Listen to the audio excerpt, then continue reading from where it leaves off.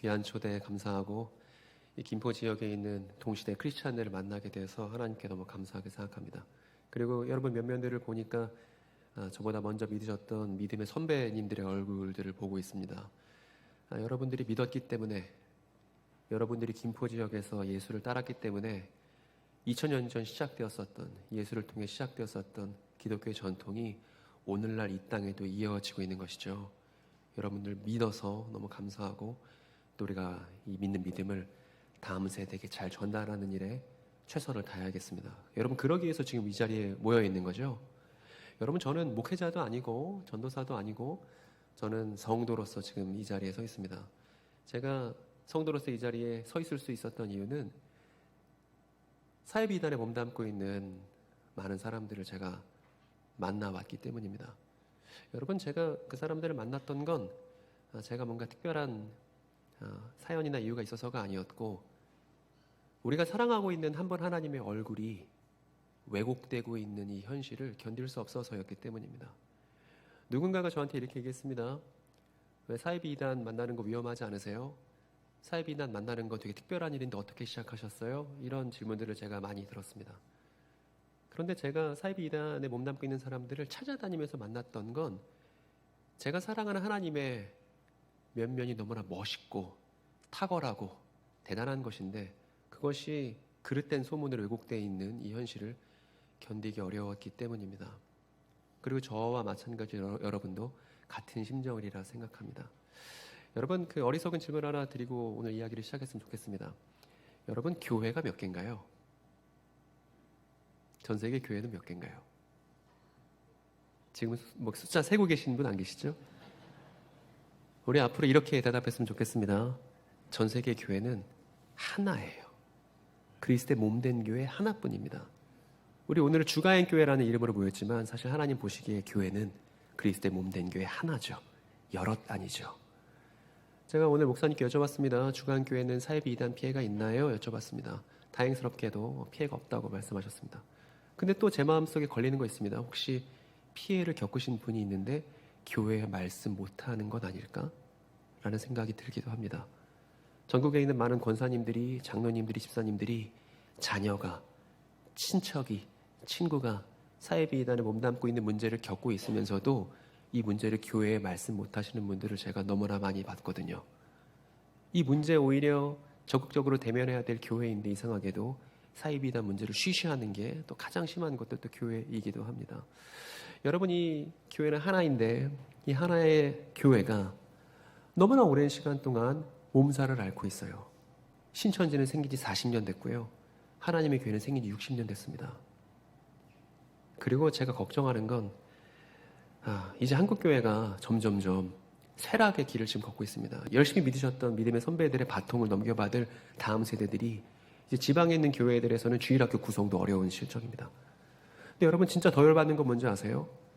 우리 시대의 젊은 세대들이 교회에는 없는데 어디에는 바글바글 하냐 하면 사이비 이단에는 많이 있죠. 그럼에도 불구하고 교회가 그동안 사이비 이단 사역하면 손가락질하기 바빴습니다. 저 사람들 저렇게 나쁩니다. 저 사람들 저렇게 잘못됐습니다. 이런 범죄가 있습니다. 이런 얘기하기 바빴습니다. 근데 이제는 저는 바꿔야 한다고 생각해요. 여러분, 이단 경계 주일이라서 오늘 제가 이 자리에 서 있습니다만, 우리의 목적이, 교회의 목적이 이단을 경계하고 우리 교회를 지키자라고 한다면 그것은 너무나 낮은 성취도입니다. 우리가 가져야 될 목적은 뭐냐 하면, 여러분 따라해 볼까요? 죄송합니다만 따라해 봅시다. 지역사회에서 하나님에 대한 헛소문을 없애버린다. 이게 교회의 목적이어야 합니다. 지역사회에서 하나님에 대한 헛소문을 없애버리는 겁니다. 이건 목회자만의 일이 아니고 전도사만의 일이 아니고 성도인 우리 모두의 일이라고 생각합니다. 왜냐하면 우리가 사랑하는 우리 하나님에 대한 이야기들을 다시 바로잡는 것이기 때문에, 이 김포에서 말입니다. 그걸 여러분들이 하셔야 된다는 얘기를 오늘 결론부에 얘기할 겁니다. 오늘 제가 이야기를 많이 준비했는데 오늘 제가 너무 많이 준비해서 오늘 이야기를 다 못 드릴 수도 있습니다. 그래서 두 가지를 광고부터 드리고 싶은데, 하나는 제가 운영하고 있는 유튜브 채널에 대해서 말씀드리고 싶습니다. 제가 전국의 교회를 다니면서 강의들을 많이 해왔는데 교회들마다 다니면서 한 번도 똑같은 강의를 해본 적이 없어요. 매번 다른 강의들을 해왔고 그 강의들은 모두 연결되어 있습니다.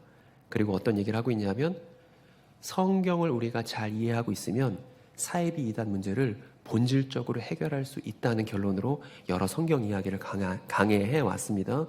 채널 이름은 종말론 사무소입니다. 종말론 사무소. 여러분들 오늘 목사님 오늘 교회인들 출석 인원이 몇 명인지 저한테 체크를 좀 부탁드립니다. 오늘 교회인들 숫자만큼 제 구독자가 올랐는지 안 올랐는지 제가 한번 확인을 해볼 참입니다. 한국교회 같은 심정으로 여러분들이 갱신에 참여하고 있는지 없는지를 제가 숫자로 확인할 수 있으니까 여러분 꼭 구독하시고 그동안 제가 교회들을 다니면서 어떤 이야기를 했는지 한 교회에 소속된 같은 성도 입장에서 꼭 잘 봐주셨으면 좋겠고, 그리고 오늘 2부 예배 때 제가 이야기를 다 못할 수도 있잖아요. 근데 이게 영상으로 남을 거니까 2부에 다 얘기를 만약에 못한다면 3부의 연수국처럼 이어서 얘기를 하겠다는 것도 여러분 말씀드립니다. 급하게 얘기하지 않고 천천히 제가 겪었고 느꼈고 연구했던 것들을 여러분들께 말씀드리겠습니다. 화면 한번 넘겨주시기 바랍니다.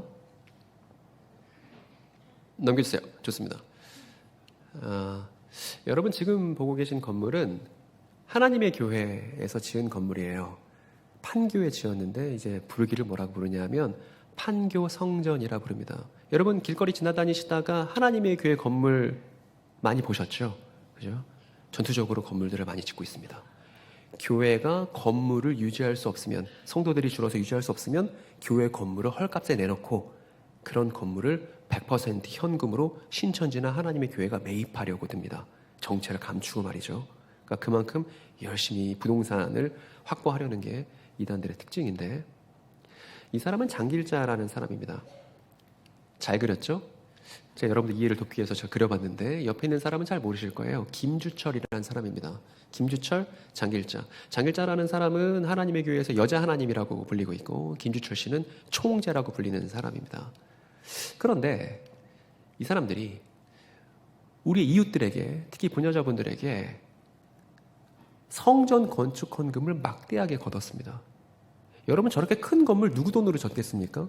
이 지역사회에 있는 하나님의 교회 건물들 다 뭐로 지은 거냐면 교인들의 성전 건축 헌금으로 지은 거예요. 우리 이웃들이 열심히 노동해서 얻은 돈을 가지고 사이비 이단 건물들이 우리 지역사회에 많이 생긴 걸 우리가 지금 보고 있습니다. 그 여기는 어디냐면 광주입니다. 여기도 건물이 하나 있는데 베드로 지성전이라고 되어 있습니다. 여러분 지성전이라는 말은 신천지에서 사용하는 말인데 지가 손가락 지자예요. 그래서 마치 본사가 있고 지점이 있는 것처럼 과천에 신천지 성전이 있고 그리고 지역별로 있는 신천지 건물들을 뭐라 부르냐면 지성전이라고 부릅니다. 마찬가지로 여기 이만희 씨가 있는데 이만희 씨를 따르는 많은 사람들이 있습니다. 우리 이웃들의 말입니다. 우리 이웃들이 이만희 씨의 가짜 가르침에 설득돼서 또 막대한 성전 건축 헌금을 냈어요. 그래서 지역사회마다 각 우리 대한민국 곳곳마다 신천지 성전이라 불리는 그런 건물들을 세울 수 있게 된 것이죠. 정리해보면 성전이란 이름의 건물, 사이비단들은 포기 못합니다. 성전이란 건물을 엄청 많이 지어놓고요. 그리고 이 건물을 위한 헌금과 헌신을 요구합니다. 이거 위해서 우리 하나님의 이야기를 왜곡하는 것이 이단들의 공통점이라 할 수 있습니다. 여러분 생각해 보세요. 왜 이런 일들이 벌어질까요? 왜 우리 지역사회에 또 통계를 내보니까 기독교인이라고 자기의 정체성을 고백하는 사람 중에 4분의 1이 사이비 이단이래요, 여러분. 지금 이 시대의 말입니다. 한국교회는 젊은 세대가 없다고 신음하고 있는데 사이비 이단들은 젊은 세대가 가득하고 사이비 이단들의 규모가 점점 커지고 있습니다. 이런 일들이 왜 벌어질까요? 여러분 사이비 이단들의 득세는 언제 발생할 수 있는 거냐 하면 교회가 교회답지 않았을 때만 벌어지는 일입니다. 교회가 지역사회 안에 하나님에 대한 올바른 이야기를 공론화하는 일에 실패했을 때 가짜 이야기들이 난립할 수 있게 되는 것이죠. 그래서 오늘날 사이비 이단들이 이렇게 커지는 걸 보면서 어떻게 이런 일이 벌어질 수 있지? 너무 무섭다 할 게 아니라 교회는 무엇을 해야 되냐면 지역사회 안에서 교회가 정말 교회다웠는지를 돌아봐야만 합니다. 여러분 김포 지역에도 사이비 이단에 몸담고 있는 사람들이 많이 있습니다. 근데 대부분 교회들이 어떻게 했냐면 저건 우리 일 아니지. 그리고 우리 교회는 문제 없었지. 그리고 남의 일 보듯이 넘어갔습니다. 어떤 권사님이 자기 자녀가 사이비 이단에 들어가 있다는 걸 알고서 가슴 졸이고 이걸 어디에도 말하지 못할 때 사실은 교회는 그 권사님의 아픔에 대해서 돌아보지 않았습니다. 그래서 오늘날 이렇게 된 거예요. 참으로 아픈 일이 아닐 수 없습니다. 여러분, 근데 제가 서두에 교회는 몇 개라고 그랬죠? 한 개죠. 옆 교회에서 사이비단 문제가 있다면 우리도 아파야 되는 거예요? 안 아파야 되는 거예요? 아파야 되는 거예요. 저한테 권사님들이 연락을 합니다. 저희 아들이, 저희 딸이 교회는 얘기하셨어요? 얘기 못하겠대요. 교인들한테 얘기하면 자기 손가락질 할까봐 말 못하겠대요. 어느 교회에 이단 사역국을 만들었습니다. 이단 문제를 겪고 있는 사람들 상담 받으려고. 근데 그 이단 사역국의 교인이 찾아갈까요? 안 찾아갈까요? 안 찾아갑니다. 거기 찾아가는 거 다른 교인들이 보면 저 사람 이단 문제 겪나 봐. 그럴까 봐. 이게 한국교회 현실인 겁니다. 그래서 제대로 이단 문제를 해결을 못했습니다. 쉬쉬할 뿐. 저는 이 두 사람을 보면 한쪽은 하나님의 교회에 있는 부녀자분이고요.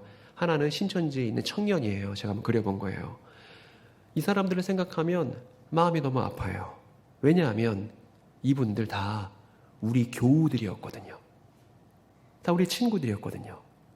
그런데 이 사람들 사회비단에 가게 된 거 사람들이 그럽니다. 저 사람들 세뇌당해서 그런 거라고.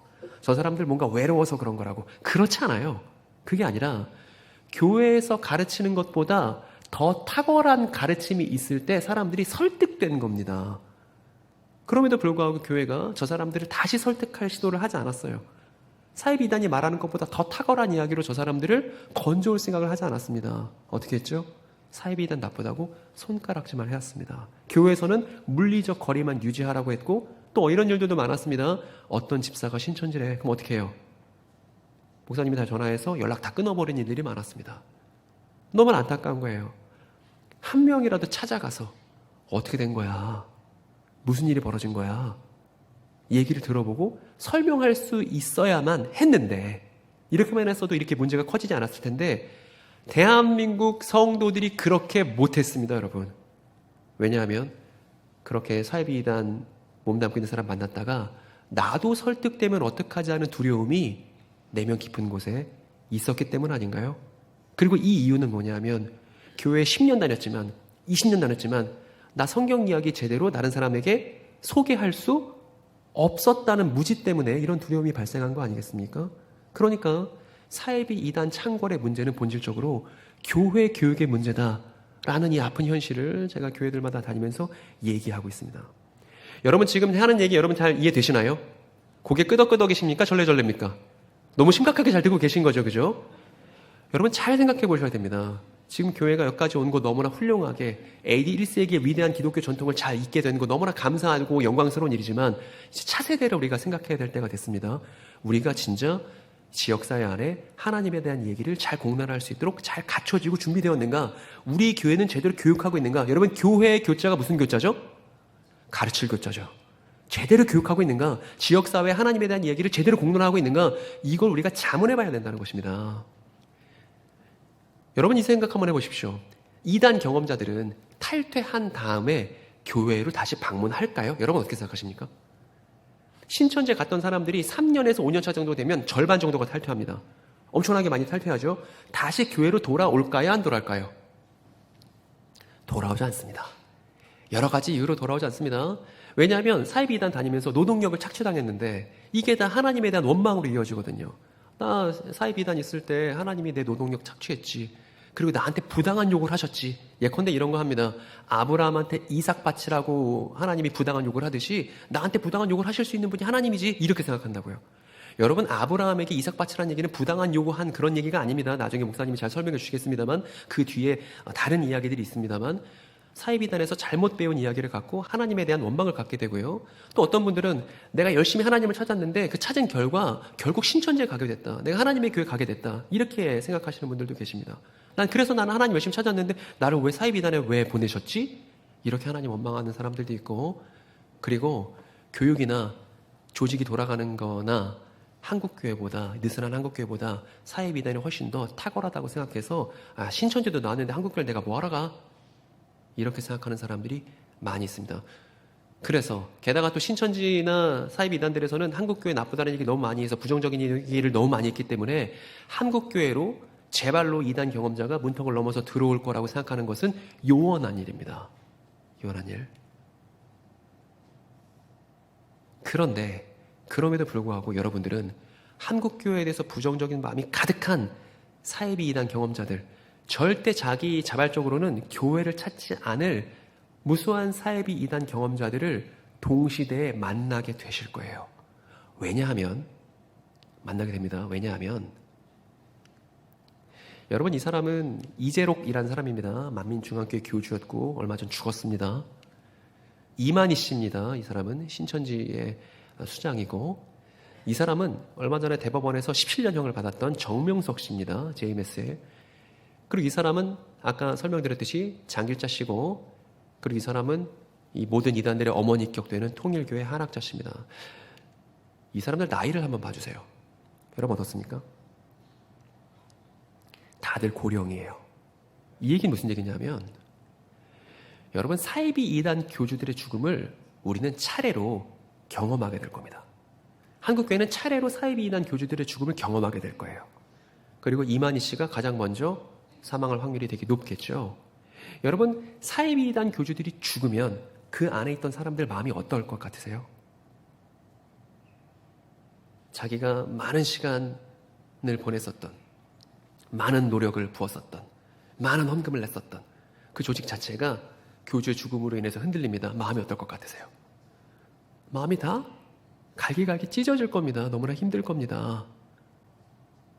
그런 상황 속에서 그 사람들을 다시 올바른 복음 이야기로 교육하고 교회 안에서 참된 하나님을 예배할 수 있도록 하지 않으면, 그 사람들에게 성경 이야기가 어떻게 올바른 것인지 제대로 소개하지 않으면 어떤 일이 벌어지냐면요, 사이비 이단 탈취자들이 한국교회로는 돌아오기가 어렵다고 말씀드리지 않았습니까? 한국교회로는 돌아오지 않고 제2의 신천지, 제2의 JMS 다시 구성하고 만드는 게 대한민국 근현대사 속에서 계속 반복됐습니다. 이만희 씨가 말합니다. 예전에 박태선이라는 사람이 있었습니다. 전도관이라는 단체가 엄청 컸었잖아요. 이만희 씨가 자기가 전도관에 몸담고 있었다고 말합니다. 근데 전도관이 와야 되고, 물론 지금도 남아있지만 철학했을 때 이만희 씨가 전도관을 나와서 어디로 갔냐 하면 장막성전이라는 또 사이비 이단을 찾아서 거기 몸담고 있다가 나와서 만든 게 뭐예요? 신천지인 거예요. 그리고 40년 신천지가 운영된 겁니다. 무슨 얘기냐면, 사이비 이단 탈퇴자들이 제대로 된 신앙으로 돌아오지 않으면 그 사람들은 또 다른 신흥 종교를 만들 확률이 아주 높다는 것이죠. 이 얘기는 만약에 우리가 우리 시대에 교주들이 차례로 죽어나갈 것인데, 교주들이 죽어나갈 때 그 안에서 흔들리는 사람들을 설득하고 그 사람들에게 참된 하나님의 이야기를 전달하지 않으면, 이 시도를 하지 않으면 그 이탈자들이 다시 한국교회가 아닌 또 다른 신흥 종교를 구성하게 될 거고, 우리는 우리의 다음 세대들에게 제2의 신천지, 제2의 JMS를 물려주는 꼴이 되겠죠. 불을 보듯 뻔한 이야기입니다, 여러분. 불을 보듯 뻔한 이야기예요. 그래서 여러분들께 얘기하는 겁니다. 우리 시대에 끝을 내자는 거예요. 여러분, 안 될 것 같으십니까? 전 될 것 같습니다. 하나님께서 사이비 이단 교주들의 죽음을 볼 때마다 한국교회에게 물으실 것 같아요. 니는 어떻게 할 거야? 니는 어떻게 할 거야? 이렇게 답변하고 싶습니다. 하나님, 마음이 흔들리고 무너져 있는 저 사람들을 우리가 위로하고, 저 사람들에게 하나님에 대한 진실한 소식을 전하고, 저 사람들이 또다시 잘못된 조직을 구성하지 않도록 우리가 최선을 다하겠습니다. 그래서 이 지역사회 안에서 신천지의 가짜 가르침을, 하나님의 교회의 그릇된 가르침을 뿌리 뽑고 일소하겠습니다. 이렇게 대답하고 싶습니다, 여러분. 여러분 어떠십니까? 이걸 우리가 끝장내야 돼요. 이게 교회다운 태도입니다. 그런데 너무나 유감스럽게도 교회들이 다 신천지 아웃스티커 붙여놓고 사이비 이단 그냥 만나지만 않으면 될 거라고 생각합니다. 우리 교회만 문제 없으면 될 거라고 생각합니다. 그렇지 않다는 거예요. 교회다운 꿈을 꾸라는 거예요. 교회다운 목표 설정을 하라는 겁니다. 그건 뭐냐면, 제가 아까 목사님께도 말씀드렸습니다. 여러분, 그 교회 중직자분들 또 실무자분들 잘 들어보세요. 현수막을 만드는 거예요. 현수막. 지금 미리 제작하는 겁니다. 그때에 대해서 제작하면 늦으니까. 어떤 거냐면, 신천지 교인 여러분 대환영. 아까 목사님도 웃으셨는데 전 웃음이 나지 않습니다. 진실한 마음으로, 진지한 마음으로. 신천지 경험자 우리가 대환영합니다. 여러분, 저희가 여러분들 따뜻하게 환대하고 성경에 대해서 모르시는 것 있으면 저희가 친절하게 알려드리겠습니다. 현수막 하나 찍는 거예요. 그리고 두 번째 현수막 뭐 만들어요? 하나님의 교회 경험자 여러분들 대환영. 그래서 이거 언제 붙이는 겁니까? 신천지에 큰 경과가 벌어졌을 때, 교주가 사망했을 때 바로 교회에서 제일 보기 좋은 데다가 걸어버리는 거예요.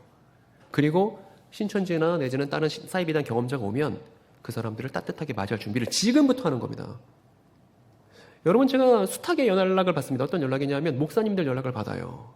목사님들이 이렇게 얘기합니다. 소장님, 저희 교회에 새로운 신자가 왔는데 너무 열심히 해요. 신천지 아니겠죠? 여러분, 교회에 새로운 사람이 오면 그 사람은 뭘 누려야 되냐면 그리스도의 차별 없는 환대를 누려야 마땅하죠. 아멘입니까? 아닙니까?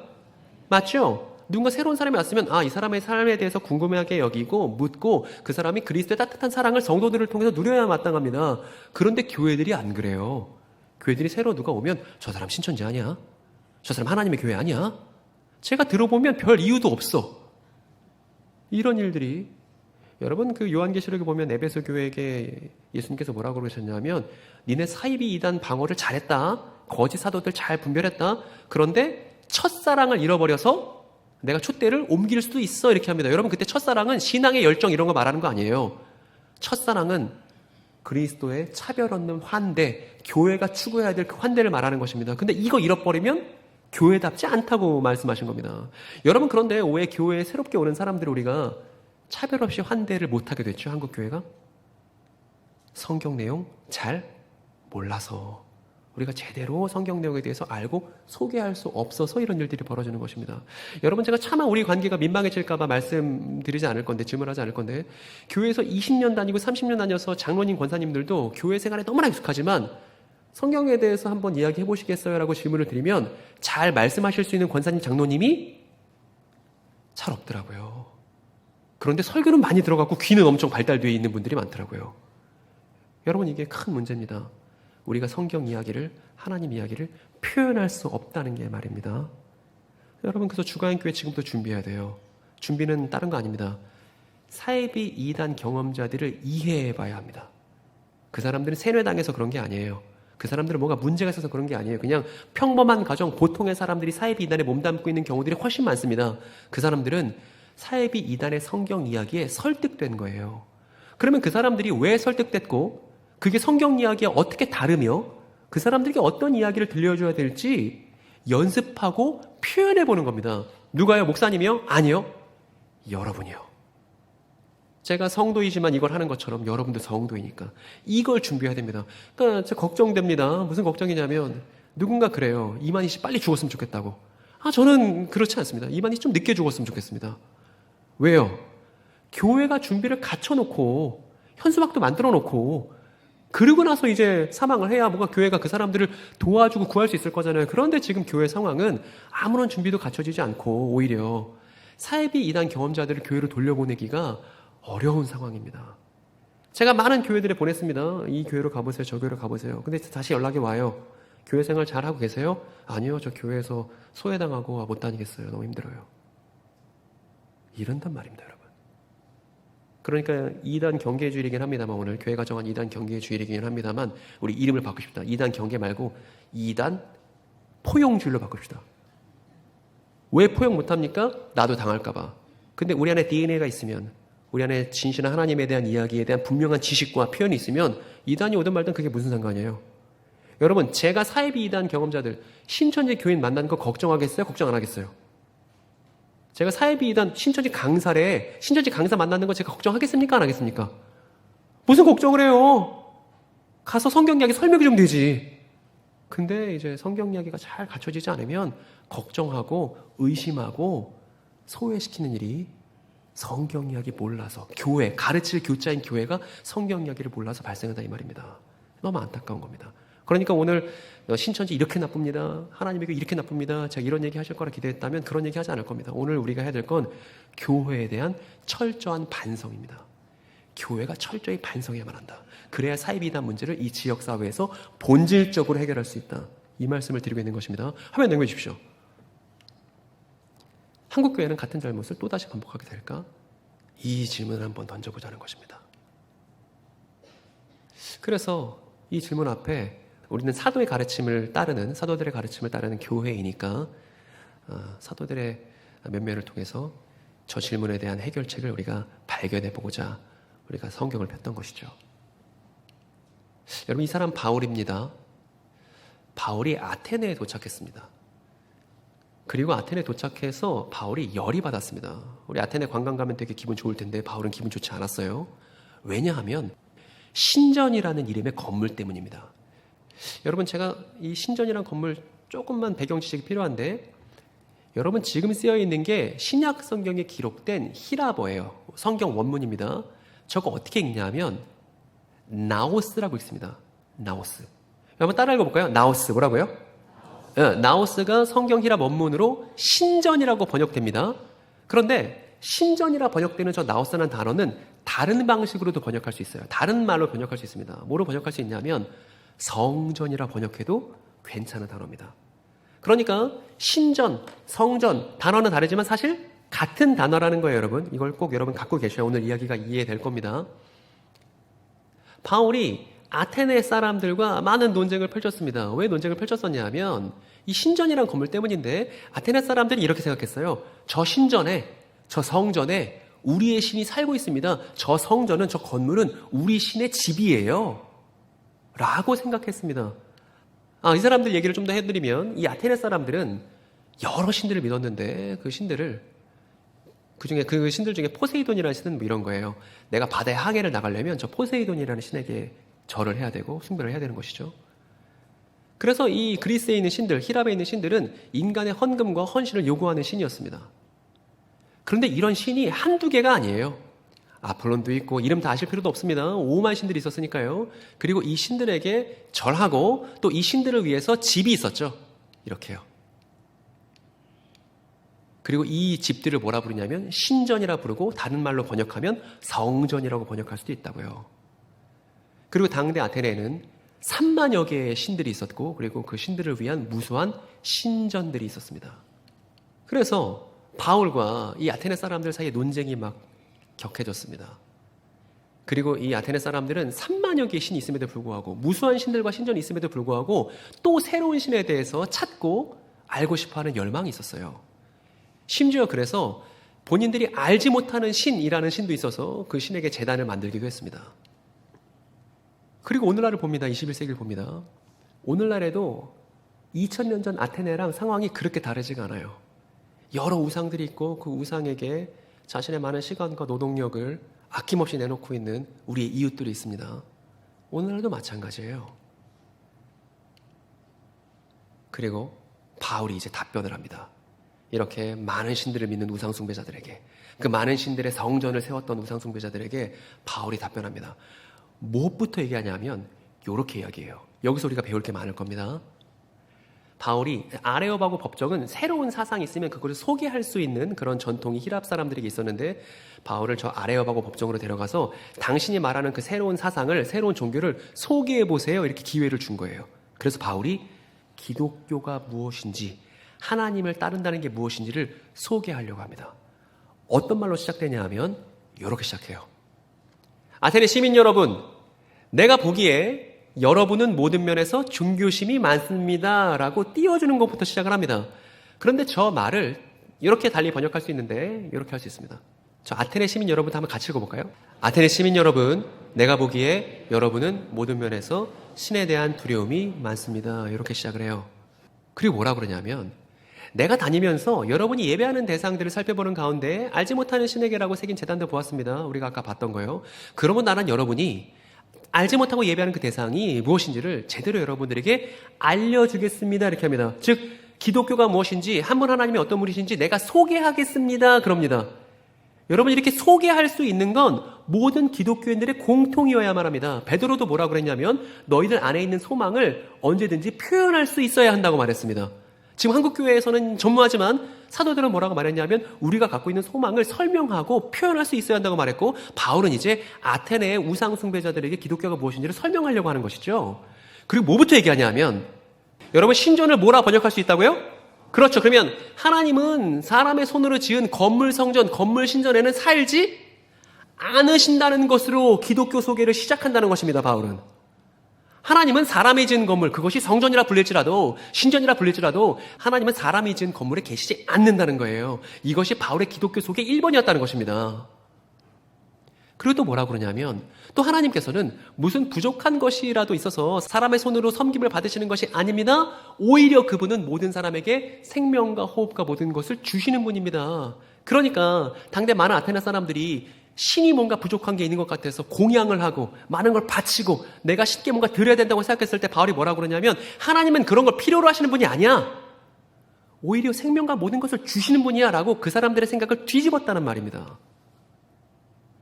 그리고 그분은 인류의 모든 족속을 한 혈통으로 만드셔서 온 땅 위에 살게 하셨으며 그들이 살 시기와 거주할 지역의 경계를 정해놓으셨습니다. 이렇게 하신 것은 사람으로 하여금 하나님을 찾게 하시려는 겁니다. 하고 여기 사실 하나님은 우리 각 사람에게서 멀리 떨어지지 않습니다. 하고 여러분의 시인 가운데 어떤 이들도 우리도 신의 자녀이다 라고 말한 바와 같이 우리는 하나님 안에 살고 움직이고 존재하고 있습니다 이렇게 말했는데 이건요 바울이 인용한 거예요. 뭘 인용한 거냐면 여기 우리도 신의 자녀이다. 우리는 하나님 안에 살고 움직이고 존재하고 있습니다. 이거는 바울의 표현이 아니라 바울이 인용한 겁니다. 누굴 인용한 거냐면 이 사람은 아라토스라는 그리스 시인이고요.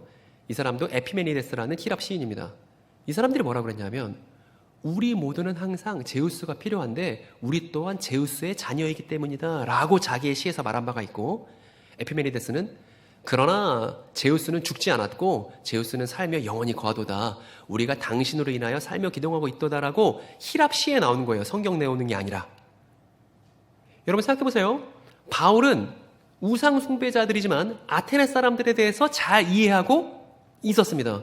그래서 그 사람들이 누구나 다 알 법한 그 사람들의 시를 바울은 지금 인용하고 있는 거예요. 당신들이 알고 있는 아라토스나 에피메니데스가 말했던 바와 같이 하나님은 그런 분이야. 이 얘기를 하면 여러분 아테네 사람들이 어떻게 듣겠습니까? 뭔가 알아들었을 거예요. 아, 제우스가 아니라 하나님이야? 근데 제우스가 모든 사람의 아버지이듯이 모두가 제우스의 소생이라고 말하듯이 모든 사람들이 모든 민족들이 다 하나님의 자녀라는 그 얘기가 맞는 거야. 아, 근데 제우스가 아니라 하나님이시구나 라고 그 사람들 문화에 입각해서 이해했을 거라는 겁니다. 그래서 바울은 모든 민족은 하나님 안에 사는 그분의 자녀라고 말했습니다. 그러므로 결론을 내죠. 하나님의 자녀인 우리는 여러분 잘 생각해 보세요. 지금 바울이 하나님의 자녀인 우리는 이라고 말할 때 우리는 누구죠? 바울과 지금 바울 얘기를 듣고 있는 아테네 사람들도 포함이죠. 근데 아테네 사람들 지금 예수님 믿었어요? 안 믿었어요? 아직 안 믿었어요. 아직 안 믿었지만 바울은 서심없이 얘기할 수 있습니다. 뭐라고요? 우리의 하나님이라고요. 당신들도 본래 하나님의 자녀인데 그러니까 우리의 하나님이라고 말할 수 있는데 그러니까 당신들은 하나님의 자녀이기 때문에 우상숭배를 하지 말아야 합니다 라고 말할 수 있었다고요. 이게 사도가 갖고 있던 생각이었습니다. 그러니까 신천지 교인이 됐든 하나님의 교회인이 됐든 이 세상에 어떤 사람이 됐든 간에 우리 모두의 하나님이라고 말하는데 우리는 주저할 수 없는 거예요. 모두의 하나님이신 겁니다. 그래서 더욱 그 사람들이 우상숭배하지 않도록 우리가 얘기를 해야만 하는 것이죠. 그리고 아까 바울은 히랍 사람들이 다 알고 있었던 시인들을 잘 알고 있었던 것처럼 상대방을 이해하고 공통점부터 찾는 말하기를 사용했습니다. 정해보겠습니다. 바울이 아테네 사람들에게 했던 얘기, 사도행전 17장에 나오는 얘기를 정리해 볼 겁니다. 여러분 읽어주시겠습니까? 첫 번째, 두 번째, 오히려 생명과 호흡과 모든 것을 주시는 분이죠. 마지막 세 번째는요. 하나님은 모든 민족 우리의 하나님이시며 아테네 사람들도 하나님의 자녀라는 사실을 당신들 시를 봐도 알 수 있다. 이렇게 말했다는 것입니다. 여러분 제가 사도행전 17장을 봤을 때 무릎을 쳤습니다. 아! 바울이 아테네 사람들을 대했던 것처럼 우리도 사이비단 경험자들을 대하면 되겠네. 사도로부터 이걸 배우면 되겠네. 이게 교회에게 적용되면 되겠네. 라는 생각을 하게 된 것이죠. 왜냐하면 이 사람들은 정말 신을 두려워하는 사람들이기 때문이에요. 여러분 하나님의 교회에서 건물 많이 짓는다고 하지 않았습니까? 이 건물 왜 짓는 줄 아세요? 도처에 하나님의 교회 건물을 왜 짓는지 아십니까? 이 하나님의 교회 건물을 짓는 데는 그들의 신학이 있습니다. 그들의 교리가 있어요. 뭐냐면 지구에 대환란이 올 것인데 지구에 엄청난 대격변이 벌어질 것인데 하나님의 교회 건물로 피신하지 않으면 그 재앙 속에서 살아남을 수 없다고 가르치기 때문에 건물들을 짓는 거예요. 여러분 불쌍하세요? 안 불쌍하세요? 건물을 화려하게 질수록 멋들어지게 질수록 그 건물 보면서 무슨 생각하는 거냐면 내가 나중에 대환란이 벌어졌을 때 절로 피신해야겠구나 그 생각에 건물을 짓는 거라고요. 이게 얼마나 두려움에 사무친 액션입니까? 너무나 안타깝습니다. 이렇게 사는 삶이. 그러니까 이 사람 나 지옥 안 가야지, 대환란에 참여하지 말아야지, 내가 저 건물을 피해야 되겠구나 이 생각 갖고 있는 거예요. 그리고 하나님의 교회는 1988년, 1999년, 2012년 계속 지구 멸망한다는 얘기를 상습적으로 해왔습니다. 그러니까 하나님의 교회의 그 신앙이라는 건 그 기저에 뭐가 깔려 있는 거냐면 언제 망할지 모른다는 두려움이 그 기저에 깔려 있는 거예요. 신을 두려워하는 사람인 것이죠. 신천지에서 교육받은 사람은 마찬가지입니다. 신천지에서 얘기를 듣는 게 너 신천지 탈퇴하면 귀신에 시달리게 될 거야. 너 신천지 탈퇴하면 유황불못에서 영원히 타게 될 거야. 너 선생님 말씀 듣지 않으면 영벌이야. 신천지 반대하면 성령 회방죄야. 너 믿었다가 탈퇴하면 다시 기회가 없을 거야. 이런 오만 얘기들을 듣고 있습니다. 그러니까 이 친구도 신천지 탈퇴 못하는 이유는 심판당하고 멸망당하고 지옥 갈까 봐 그게 무서워서 신천지에 남아있는 거라고요. 그러니까 얼마나 딱해요. 이 사람들 다 어떤 사람들이에요? 만약에 바울이 오늘날 살아서 저 사람들을 대면한다면 저 사람들을 손가락질하거나 내지는 저 사람들과 거리를 두려고 하지 않고 적극적으로 저런 사람들을 찾아다닐 겁니다. 그래서 뭐라고 말하겠어요? 아까 바울이 아테네 사람들에게 말할 때 서두에 뭐라고 말했죠? 신을 두려워하는 사람들이라고 얘기했죠. 마찬가지 아니겠습니까? 내가 보기에 당신은 모든 면에서 신에 대한 두려움이 많습니다 라고 얘기할 겁니다.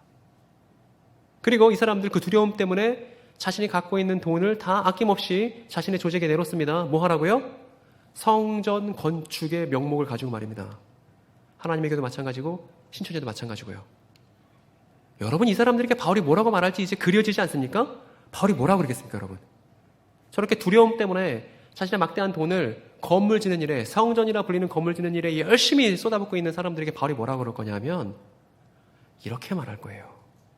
하나님은 건물 성전에 사시는 분이 아니라고 말입니다. 하나님은 건물 성전에 계시잖아요. 여기에 대해서 좀 더 우리가 우리의 전통을 깊게 들여다볼 필요가 있습니다. 예수님께서 어떤 말씀을 하신 다음에 사도들이 보는 앞에서 들려 올라가셨습니다. 그리고 구름에 쌓여서 보이지 않게 되셨죠. 이 사건을 우리가 뭐라고 그러죠? 승천이라고 하죠. 여러분 승천은 예산일이 아니었습니다. 어떤 일이었냐면 예수께서 승천하시고 히브리서가 뭐라고 말하고 있냐면 이 승천 사건에 대해서 이렇게 말하고 있습니다. 우리 한번 같이 한번 우리의 이야기니까 같이 한번 읽어볼까요? 그리스도께서는 대제사장으로 오셔서 손으로 만들지 않는 장막, 즉 이 피조물에 속하지 않는 더 크고 더 완전한 장막을 통과하여 단번에 지성소로 들어가셨습니다. 이렇게 말합니다. 그러니까 승천은 무슨 사건이냐면 하나님께서 예수님께서 손으로 짓지 않은 장막, 완전한 성전으로 들어가신 사건이 바로 승천이다 이 말입니다. 그리고 이것으로 끝나지 않습니다. 요것도 같이 읽어볼까요? 승천 이후에 어떤 일이 벌어지는지 우리가 짐작해 볼 수 있습니다. 예수는 영원전부터 하나님이 자기의 거룩한 예언자들의 입을 빌어서 말씀하신 대로 만물을 회복하실 때까지 마땅히, 그러면 예수님께서 하늘에 계시다가 이제 이 땅으로 오시면 뭘 하실 거냐면 만물을 회복하실 겁니다. 즉 만물을 회복하기 전까지 대기하고 계시는 곳이 어디냐면 승천에서 올라가신 하늘인 거예요. 그래서 그림을 이렇게 정리해 볼 수 있습니다. 메시아 예수의 십자가 사건이 있고요. 그리고 메시아 예수의 부활 사건이 있었습니다. 이 메시아 예수의 십자가와 부활 사건이 있었을 때를 뭐라고 그러냐면 마지막 날, 종말, 세상 끝이라고 합니다. 여기서 더 자세한 설명을 드릴 수 없습니다만 마지막 날, 종말, 세상 끝이라고 합니다. 메시아 예수의 십자가 부활이 있었을 때를 말입니다. 그리고 이 마지막 날에 충격적인 공동체가 생겼는데 유대인과 이방인이 서로 사랑할 수 있는, 원수를 사랑할 수 있는 공동체가 생겼는데 그 공동체가 교회입니다. 그리고 예수께서 승천하셨고 승천하신 예수께서 그 교회에게 성령을 부어주셨죠. 그래서 이렇게 말해야 되는 거예요. 여러분 앞에 있는 같이 읽어볼까요? 예수님의 부활과 승천으로 모형과 그림자인 건물 성전은 기능을 다하고 마지막 날의 참 성전이 드러난 거예요. 그래서 이때 예수께서 승천하시고 나서 한 세대도 안 돼서 건물 성전인 예루살렘 성전은 다 무너지고 로마에 의해서 잿더미가 된 겁니다. 그래서 기독교의 위대한 전통은 1세기에 시작됐던 기독교의 위대한 전통은 건물을 성전이라 말할 수 없어요. 왜요? 메시아 예수께서 진정한 성전의 대제사장으로 이제 좌정하셨기 때문입니다. 그래서 이 위대한 전통이 메시아 예수의 승천을 기점으로 시작됐고, 그리고 이 전통의 바통을 넘겨받아서 더 이상 건물을 성전이라 부르지 않고 새로워질 우리의 몸을 성전이라 부르는 충격적인 전통이 생겨났는데, 그게 기독교고, 그 바통을 넘겨받으신 분이 대한민국에서 2025년에 그 기독교의 전통을 이어가실 분들이 바로 여러분들이잖아요. 그리고 이렇게 쓰여 있습니다. 우리의 전통을 다시 기억하며 저걸 한번 같이 읽어볼까요? 땅에 있는 우리의 장막집이 무너지면 하나님께서 지으신 집, 곧 사람의 손으로 지은 것이 아니라 하늘에 있는 영원한 집이 우리에게 있는 줄 압니다. 우리는 하늘로부터 오는 우리의 집을 덧입기를. 여기 보면 사람의 손으로 지은 것이 아니라 하늘에 있는 영원한 집이 나오죠. 이거 죽어서 가는 천국 말하는 거 아니에요. 이거 뭐냐 하면 하늘로부터 와서 우리가 덧입을, 우리가 부활할 때 입게 되는 몸을 가리키는 표현입니다. 그래서 우리가 부활할 때 입을 몸을 가리켜 성경이 뭐라고 그래요? 집, 성전, 장막 이렇게 말하는 거예요. 그래서 부활의 몸을 가리켜서 성전이라 하는 거지, 기독교 전통은 건물을 성전이라 하지 않습니다. 그리고 이 기독교 전통이 이제 기성세대에서 다음 세대로 넘겨지는, 다음 세대에게 이양되는 중요한 시점에 지금 우리가 서 있는데, 이 친구들과 기성세대들이 같이 기독교인으로서 갈망하는 건 뭐냐면, 예수께서, 승천하신 예수께서 다시 나타나시고 창조세계 전체가 새롭게 될 때, 만물이 회복될 때 우리의 몸 성전이 우리의 부활로서 완성되고, 우리의 몸만 완성되는 게 아니라 메시아 예수의 재림 때 어떤 일이 벌어지냐 하면, 하나님께서 창조하신 창조세계 전체도 완성되는 거예요. 우리의 몸이 부활하는 것처럼 말입니다.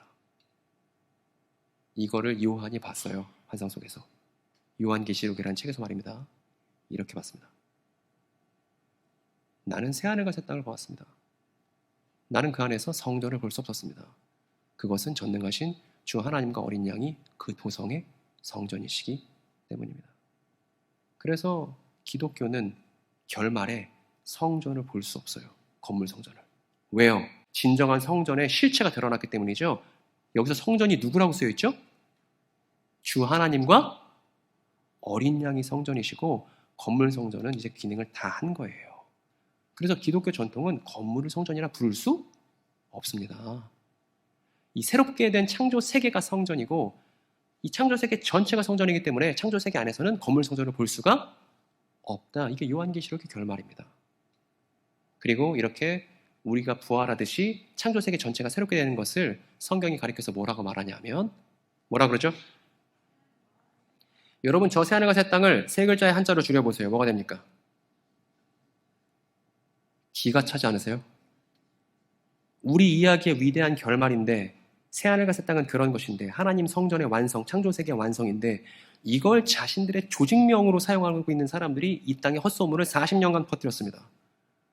근데 여기에 대해서, 새하늘과 새 땅에 대해서 정확히 알고, 성전에 대해서 정확히 알고 그들에게 설명하고 표현하는 역할들을 교회가 담당하지 않았을 때, 그럴 때만 벌어질 수 있는 일이 사이비 이단의 창궐이다는 것입니다. 너무 안타까운 일이죠. 그래서 이 사람들 다 하나님께 심판받을까 봐 무서워하고, 맨날 성전 건축 헌금 내고, 여기저기 성전 건축해야 된다고 생각하는 당위성에 자신들의 갖고 있는 돈과 노동력을 부을 때, 바울이라면 이 사람들에게, 하나님을 두려워하는 여러분, 하나님은 성전이라 말하는 건물에 안 살아요. 이 얘기를 아테네 사람들에게 했듯이 이 사람들에게도 했을 것 같아요. 근데 여러분, 오늘날 바울은 없잖아요. 아직 바울은 부활하지 않았잖아요. 그래도 괜찮습니다. 왜냐하면 바울은 없지만 바울 사도의 유지를 이어받은, 기독교 전통의 바통을 넘겨받은 오늘날 누가 있어요?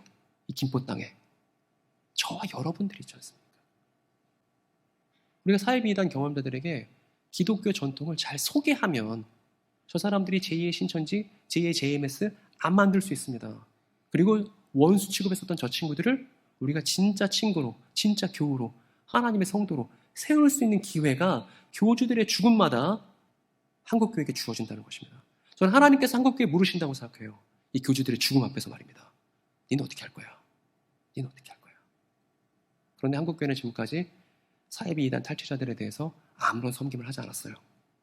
그 결과가 뭐예요? 대한민국의 사이비 이단 창고를 지금 우리가 눈으로 보고 있게 된 것이죠. 이제 아픈 얘기를 합시다. 여러분, 제가 성전이라는 건물, 이것은 기독교 전통이 아니라 말씀드렸습니다. 그런데 이 성전 건축 헌금이라는 거에 대해서 한국 교회는 떳떳할 수 있습니까? 우리가 신천지 교인들에게, 하나님의 교인들에게 건물 성전 지으면 안 돼요, 그거 기독교 전통이 아니에요, 이렇게 말할 수 있습니까? 유감스럽게도 인터넷에 검색해보세요. 성전 건축 검색하면 오만 교회들이 자신들의 건물을 성전이라고 얘기하고 성전 건축 헌금 걷는 교회들 너무나 많아요. 너무나 많아요. 그래서 사이비단 잘못됐다고 말하기 전에 교회 자신을 반성하고 우리가 이렇게 잘못했다는 걸 말하기 전에는 사이비 이단 사역은 손도 못 댄 겁니다, 여러분. 반드시 교회 반성부터가 있어야 된다는 거예요. 교회 반성거리 1. 반성거리가 한두 개가 아닙니다. 우리가 우리의 전통을 발견하고 성경에서 발견하고 교회를 새롭게 해야만 합니다. 우리가 기독교에 익숙하지만, 어렸을 때부터 모태신앙이라 교회에 익숙하지만 기독교라는 전통은 어쩌면 우리한테 익숙하지 않은 것일 수 있어요, 여러분. 성경에서 발견되는 기독교 전통은 너무나 이질적이고 너무나 충격적이고 로마 제국을 다 뒤집어 엎을 만큼 이상한 것이었습니다, 여러분. 편하고 안락할 수 있는 게 아니었어요. 그래서 우리가 우리의 전통을 확인하고 그 전통에 맞춰서 우리를 반성하는 것부터가 시작입니다. 두 번째, 혹시 여기 있는 권사님들 자문해 보세요. 이런 얘기 익숙하세요? 안 익숙하세요? 우리나라는 이스라엘 민족처럼 고난 많이 받았던 하나님이 특별히 선택한 민족이지, 이런 생각 익숙한 교인분들 계십니까? 이런 얘기 많이 들어보시지 않았습니까? 예전에 목사님들 이런 얘기 진짜 많이 하셨습니다. 여러분, 근데 저 생각은 성경적이지 않아요. 잘못된 거예요. 왜냐하면 이 사람 누구냐면 박태선이라는 사람입니다. 여러분 들어보셨습니까? 천부교 혹은 신앙촌상회 들어보셨습니까? 전도관. 예전에 엄청나게 컸었던 이단인데 교주의 죽음과 함께 지금 많이 쇠락했죠. 소사에 좀 남아있고 하긴 아직 없어진 건 아닙니다만, 다 없어진 건 아닙니다만, 1950년대에 어떤 생각이 유행이었냐 하면 동방의 한국에서 예언이 성취가 된다, 이런 얘기를 박태선 씨가 했습니다. 그리고 이건 박태선 씨만 한 게 아니라 그 당시에 있었던 사람들이 한국을 중심으로 예언이 성취될 거라는 얘기를 되게 많이 했어요. 그리고 이만희 씨가 박태선 씨에게 배웠다고 얘기합니다. 전도관이 있었다고 얘기하니까 저걸 고스란히 배워서 오늘날 똑같이 얘기하는 거예요. 한국의 과천에서 예언의 성취가 나를 중심으로 이루어진다, 이런 생각하는 겁니다. 이걸 가리켜 뭐라고 그러냐면 자민족 중심주의라고 하는 거예요. 한국만 특별하고 한국을 통해서 예언이 이루어진다? 성경적이지 않죠. 성경적이지 않은 근거를 우리는 앞에서 확인했습니다. 같이 한번 읽어볼까요? 그분부터요. 그분은 인류의 모든 족속을 한 혈통으로 만드셔서 온 땅 위에 살게 하셨으며 그들이 살 시기와 거주할 지역의 경계를 정해놓으셨습니다. 이렇게 하신 것은 사람으로 하여금 찾게, 아테네 사람들도 하나님을 찾을 수 있죠. 왜냐하면 하나님은 모든 민족의 하나님이시기 때문에. 그래서 우리 민족만 하나님이 특별히 사랑하신다? 안 그렇습니다. 하나님은 모든 민족의 하나님이고 우리 하나님이지 우리 민족만 특별하게 사랑하신다? 여러분, 제가 이 말씀을 드리는 건 오늘날도 이런 생각을 갖고 있는 사람들이 너무나 많기 때문입니다. 그리고 이게 정치적 분열이 이용되기 때문이에요. 아까 기도하실 때 그랬잖아요. 한국 사회의 정치적 분열을 안타까워한다고. 한국 사회의 정치적 분열, 사이비 이단의 범람, 이 문제는 어디 있냐면 기독교 전통에 대해서 교회가 잘 모를 때 생기는 일이에요. 왜 서로 정치적으로 싸우고 미워합니까? 기독교 전통이 원수 사랑의 전통이 있는데 기독교가 더욱더 전통에 제대로 못 받고 이걸 우리 지역사회에 잘 설명할 필요가 있습니다. 그래야 지역사회의 분열을 막고 사이비 이단 창고를 근본적으로 해결할 수 있는 거예요. 여기 아까 우리가 읽었던 것이죠. 아테네 사람들도 다 알고 있는, 아테네 사람들도 사랑하신 하나님인데 우리 민족만 특별하다? 이 말이 안 되는 겁니다. 여러분, 제가 아까 앞에 서두에 앞선 예배 때 얘기하고 여기서는 얘기 안 했지만 이단 경험자는 탈퇴 이후 교회를 찾을 수가 없습니다. 그럼에도 불구하고 교회는 그들을 섬기지 않았어요. 그들에게 손가락질을 많이 했고 물리적 거리를 유지하려고만 했지 교회는 사이비 이단 경험자들을 섬기려고 하지 않았습니다. 그래서 사이비 이단의 창고를 보고 있는 것이죠. 여러분, 교회가 처음에 생겼을 때 베드로가 말합니다. 이 교인이라는 사람들, 성도라는 사람들에 대해서 베드로가 뭐라고 말하냐면 여러분에 대한 얘기니까 우리 같이 한번 읽어볼까요? 살아있는 돌과 같은 존재로서 여러분도 집 짓는 데 사용되어 신령한 집이 됩니다. 그래서 여러분은 예수 그리스도로 말미암아 하나님께서 기쁘시게 받으실 신령한 제사를 드리는 거룩한 제사장이 오늘 하고 싶은 얘기 다 나왔습니다. 뭐라고 되어 있냐면 성도는 성전이라는 거예요. 신령한 집. 여러분 성경에 신령한이라는 말이 나오면 성령의로 다 바꿔야 됩니다. 신령이라고 해서 막 영험하고 막 이런 게 아니에요. 신령한이라는 번역어는 다 성령의예요. 그래서 우리가 성령의 집, 성전이 된 거예요. 그런데 성령의 집, 성전인 사람들은 다 직책이 뭐예요? 직책이 뭐죠, 여러분? 제사장이죠. 신천지 교인들이 그렇게 되고 싶어하는 제사장이 사실 우리죠. 그래서 우리는 어떤 사람들이냐면 완성될 성전으로서 대제사장인 승천의 예수와 함께 일하는 우리 다 직책이 제사장들인 거예요. 우리 옆에 있는 교인들에게 빨리 인사합시다. 잠깨라고 인사합시다. 당신이 제사장이에요. 빨리 인사하세요. 이거 시키는 거 별로 안 좋아하는데 빨리 하세요. 네, 당신이 제사장이에요. 우리가 제사장입니다. 그러면 여러분 제사장은 그냥 달아준 직책이 아니라 제사장 직무가 있습니다. 어떤 직무냐면 바울이 그 제사장 직무에 대해서 얘기를 해줘요. 제사장 여러분 같은 목소리로 우리의 직무가 무엇인지를 우리의 전통 안에서 확인해 보도록 하겠습니다. 나로 하여금 하나님의 복음을 전하는 제사장의 직무를 수행하게 하시려는 것입니다. 그리하여 이방 사람들로 하여금 성령으로 거룩하게 되게 하여 하나님께서 기쁨으로 받으실 제물이 되게 하시려는 것입니다. 이게 제사장 직무예요. 저와 여러분의 직무입니다. 어떤 거예요? 복음을 전하는 거예요. 복음 전하는 목적이 뭡니까? 이방 사람들을 성령으로 거룩하게 되게 하여 하나님께서 기쁨으로 받으실 제물 되게 하는 것. 다시 말해서 이방인들을 거룩하게 하나님의 백성 삼는 것이 오늘 저와 여러분의 직무인 것이죠. 여러분 이 직무에 사이비 이단 경험자들이 예외일 수 있습니까? 안 됩니다. 전 오히려 성경에 대해서 아무것도 모르는 무신론자보다 성경에 대해서 잘못 알고 있는 사이비 이단 경험자들이 제사장 직무의 대상으로서 훨씬 더 적합하다는 생각이 듭니다. 그 사람들 기다리고 있거든요. 성경에 대한 제대로 된 이야기를 누군가가 들려주기를. 이방인을 거룩하게. 여러분 사이비 이단에 몸담고 있는 사람들을 거룩하게 만드는 그런 제사장 직무를 저와 여러분이 수행하기를 바랍니다. 목사만 하는 거 아니에요. 전도사만 하는 거 아니에요. 성도니까 하는 거예요. 그래야 간지가 난다. 그래야 멋이 있다. 그래야 좋은 거다. 교회다운 것이다. 여러분 이제 말씀 마치겠습니다. 바울이 아테네에 갔었던 건 여행하려고 한 게 아니고 관광하려고 한 게 아니고 제사장 직무 때문이었습니다. 오만 신들에게 절하고 있는 아테네 사람들도 하나님의 거룩한 제물 삼기 위해 하나님의 백성으로 거룩하게 만들기 위해서 제사장 직무를 위해서 아테네에 방문했던 것이죠. 우리도 교회 건물 문턱을 넘어서 그들을 찾아가야 됩니다. 그들은 가짜 이야기 전달하느라 거기 열심을 부으며 가가호 방문하는데 한국교회 교인들은 예배당 안에만 있죠. 아무 말도 안 하고요. 지금처럼 교회답지 않습니다. 우리가 준비하고 갖춰서 복음의 내용을 갖고 우리의 소망 내용을 갖고 그 사람들 찾아다녀야 됩니다. 적기가 언제다? 사이비 이단 교주가 죽었을 때. 제가 앞에서도 얘기했습니다. 사람들이 저한테 그래요. 소장님 이만희 씨 빨리 죽었으면 좋겠어요. 이만희 씨 빨리 죽었으면 좋겠어요. 맨날 그래요. 저는 좀 생각이 달라요. 이만희 씨가 좀 오래 살았으면 좋겠습니다. 왜요? 한국교회가 준비를 갖추고 나서 그때 죽어야 그 골든타임을 사용할 수 있을 거 아닙니까? 근데 우리가 아무 준비도 갖추지 않은 채 사이비 이단 경험자들에 대한 이해도 없이 그들에 대한 사랑도 없이 그들에게 전달할 수 있는 복음의 내용을 갖추지도 않은 채 교회 교육제도를 하나도 손보지 않은 채 사이비 이단에 대한 이해가 전혀 없으면 우리가 사이비 이단 교주들의 죽음이 하나씩 있을 때 정작 그 안에서 힘들어하는 사람들을 못 섬길 거 아니에요. 7년 풍년일 때 곡식창고를 지어놔야 7년 흉년일 때 써먹을 거 아닙니까? 그러니까 지금 빨리 준비를 시작하시라고요. 이 김포 지역사를 위해서 주가연교회가 준비를 시작하셔야 된단 말입니다. 그 준비는 뭐예요?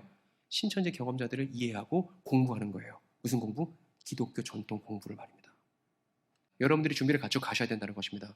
왜냐하면 여러분들이 예수께서 승천하셔서 좌정하신 그 성전의 제사장들이기 때문입니다. 됐어요. 사이비 이단 경험자는 교회를 찾을까? 찾지 않을 겁니다. 제가 경험해보니까 그렇더라고요. 교회 공동체를 제가 많이 보내기도 했습니다. 보냈다가 소외감만 느끼고 교회 공동체를 떠난 청년들이 많았습니다. 저 역시 교회에 많이 실망을 했고요. 그래서 방법을 바꾸는 거예요. 사이비 이단 경험자들이 교회를 찾지 않고 이미 신천지를 경험하고 탈퇴했으나 교회를 찾지 않은 많은 우리의 이웃들이 이 김포 도처에 있습니다. 여러분 생각해 보세요. 여러분이 아는 친구, 여러분이 아는 지인, 누군가 사이비 이단 문제로 몸살을 앓고 있는 사람이 떠오르는 사람이 있지 않나요? 그 사람은 간절히 필요로 하는 거예요. 어떤 사람을? 기독교 전통을 제대로 소개해 줄 수 있는 내 옆에 가까운 사람을 찾는 겁니다. 그 사람이 누군지 아세요? 바로 여러분이에요. 이거 하려고 우리가 여기 있습니다. 지역사회의 헛소문을 몰아내고 진실한 하나님의 이야기를 공론화하기 위해서. 그래서 우리가 오늘 제사장으로서 이 자리에 있는 거예요. 교회는 그들을 어떻게 대면해야 될까? 교회는 그들을 하나님에 대한 두려움으로 신음하고 있는 그들에게 성경이 말하는 기독교 전통을 천천히 제대로 소개할 수 있는 그런 여러분이 되기를 바랍니다.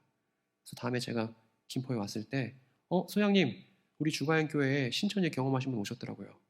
저희가 진짜 잘 섬기고 있고 이 사람이 이제 성경에 대해서 잘 알게 됐더라고. 그런 얘기를 들으면 얼마나 하나님도 기뻐하시고 우리도 기뻐할 수 있겠습니까? 그 일을 꼭 경험하시는 여러분들이 되기를 바랍니다. 예, 꼭이에요. 너무 재밌어요. 너무 재밌어요. 여러분, 오늘 결론이 되는 얘기입니다. 우리 저거 마치고 오늘 긴 얘기를 마치겠습니다. 같이 읽어볼까요? 우리가 저들보다 낫다는 우월감을 버리고 교회를 반성하며 교회다운 교회를 정언할 수 있는 준비를 갖춰야 합니다. 이걸 하자고 했습니다. 제가 목사님께도 이 얘기를 오래 드렸습니다. 여러분, 주가연교회 주일학교 교육 시스템을 돌아보시기 바랍니다. 주가연교회 교회 교육을 돌아보고 주가연교회에서 교회 교육을 받으면 청소년이, 주일학생이, 어린이가 하나님에 대해서, 예수님에 대해서 설명할 수 있는 아이가 되어야 마땅합니다. 그러다 청년회에 들어가게 되면 예전에 했던 것보다 훨씬 더 해상도가 높은 이야기를 표현할 수 있어야 주일학교 교육을 했다라고 말할 수 있는 거예요. 여러분, 우리 어린이들을 한번 머릿속에 떠올려 보십시오. 청소년들을 떠올려 보십시오. 우리 아이들 입에서 기독교 전통다운 얘기가 제대로 나오고 있는지. 잘 안 나온다면 주일학교 교육을 다시 돌아봐야 되는 거예요. 반성해 봐야 되는 거예요. 그리고 어른들도 한번 돌아보십시오. 내가 기독교 전통을 제대로 소개할 수 있는 준비가 되었는지 말입니다. 만약에 준비가 되어 있지 않았다면 교회의 교자에 어울리지 않는 거예요. 그래서 이 교회가 한 번 이야기로 이렇게 하는 게 맞지, 고개 끄덕끄덕 이걸로 끝나지 않고 제도적 변화를 추구하기를 간절히 말씀드립니다. 제도적 변화를 추구해야 됩니다. 여기 중직자분들 계시고 여기 또 교육자분들 계시잖아요. 제도적인 변화를 통해서 주가연교회에서 성경 공부를 하면 성경에 대해서, 기독교에 대해서 소개할 수 있고, 그리고 사이비 이단 교리와의 차이점도 알고 있어서 그들에게 진정한 생명이 무엇인지를 소개할 수 있게 해주는, 모든 사이비 이단들의 공통점을 제가 알고 기겁을 했습니다. 모든 사이비 이단들의 공통점은 교육에 몰빵하고요. 그 교육은 스피치 교육으로 결실을 맺습니다. 그러니까 하나님의 교회 아주머니들은 하나님의 교회 교리 배우고 난 다음에 스피치 결제를 받아요. 사인을 받습니다. 그래서 자기가 배웠던 내용을 표현할 수 있어야 그 다음 과로 넘어갑니다. 신천지 센터에서도 마찬가지예요. 그날 배웠던 걸 스피치하는 것까지 확인하고 그 다음 과로 넘어갑니다. 그래서 말할 수 있게 된 거예요. 사이비단 교인들이, 사이비단에 몸담고 있는 분들이. 역설적이죠. 사이비단에 몸담고 있는 분들은 그릇된 교리를 말할 수 있는데 정작 건전한 교회에 계신 분들은 올바른 얘기를 말할 수 없는 상황. 그 두 번 꼬여있는 상황이 지금 작금의 사이비단 상황입니다.